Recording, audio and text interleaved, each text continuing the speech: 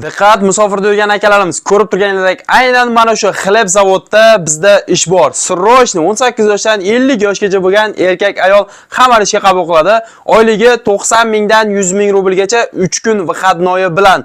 Bu degani hozirgi kunda 1000, 1200, 1100 dollar degani. Undan tashqari yotoq registratsiya borib kelish, forma трудоdoговор уведомления kompaniya hisobidan mutlaqo beriladi. Bu ishimiz Moskovskiy oblast, город Podolskda joylashgan. Moskva yoki oblast patent farqi yo'q. Hammani ishga qabul qiladi. Ko'rib turganingizdek, bu ishda nonni kimdir kesadi, kimdir paketga soladi, kimdir konteynerga soladi. Xullas, mana shu xleb zavoddan non tayyor mahsulot, o'sha sotuvga tayyor bo'lib chiqib ketadi.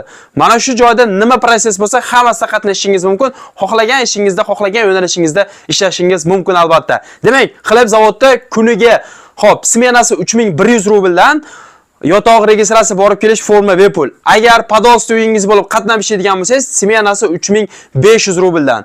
Agar bu ishimiz tezda to'lib qoladi, bilaman, chunki xleb zavodda hamma ishlagisi keladi. Agar xleb zavod tugab qoladigan bo'lsa, o'sha joy o'zida Podolskda skalat ham bor. Skalatda 18 yoshdan 50 yoshgacha gruzchik akalarimiz bemalol maza qilib ishlashlari mumkin. Gruzchik, upakovщик, sortirovщик vakansiyalari bor. Xo'p, gruzchiklarniki 5 kun stajirovka 2800 rubl, yotoq registratsiya borib kelish forma hammasi tekin. Agar 6-kundan esa 3100 smenasi. Agar qatnab ishlayman, gruzchilik qilaman deydigan bo'lsanglar, o'sha skalatda Podolskda unda smenasi 3500 rubldan qatnab ishlab kelaverasizlar. Muammosi yo'q.